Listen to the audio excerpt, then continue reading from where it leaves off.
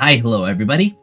Today I wanted to have a discussion on what I believe is currently the biggest influence on the gacha market right now, and what that means for not just Destiny Rising, but every single other game that's coming out. And from the title, you should already know that the game I'm going to be talking about is Wuthering Waves.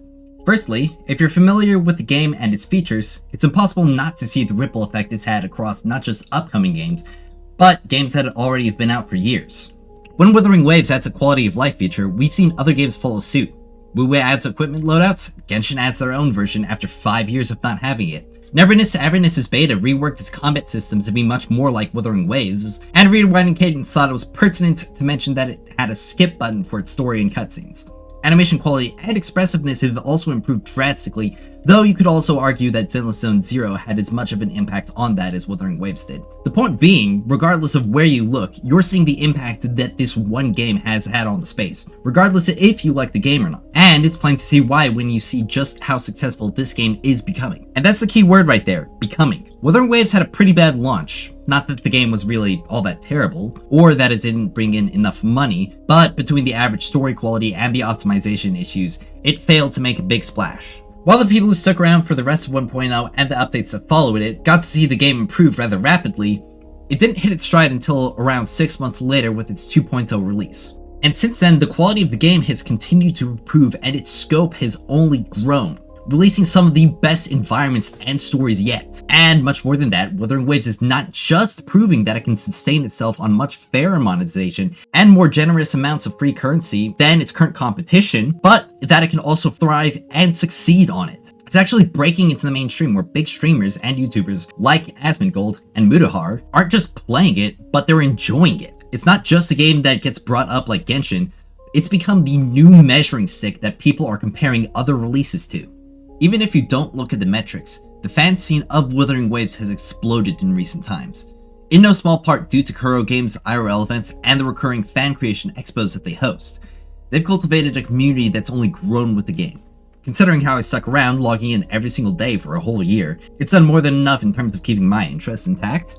And that's because Wuthering Waves is not just the first gacha, but the first live service game that I've played where I actually feel its success was reinvested into the game. A stark difference to how I feel about my time and money spent in Destiny 2 and Genshin Impact. Which brings me to Destiny Rising. Much in the same way how a large amount of Wuthering Waves' early adopters were disgruntled Genshin players, I see a large amount of dissatisfied Destiny 2 players looking to adopt Destiny Rising, whether they're in my comments section or on the Discord server itself. But the difference is that Destiny 2 isn't another gacha game. The space is becoming so big and the game quality is so good that it's actually starting to compete with the AAA industry. People were already calling Wuthering Waves AAA quality, but imagine the upset that would be Destiny Rising outperforming Destiny 2 within its launch year. NetEase has already shown that they're not afraid to challenge and overtake the games that are currently ruling the space. With Marvel Rivals continuing to be the premier hero shooter, I don't think that they're going to be any less bold when it comes to Destiny Rising. And I think that Bungie's at least somewhat worried. I mean, there hasn't been any cross-promotion from them, and it almost seems like they tried to bury the game's relevancy by releasing the Edge of Fate information embargo a couple days after the beta launched.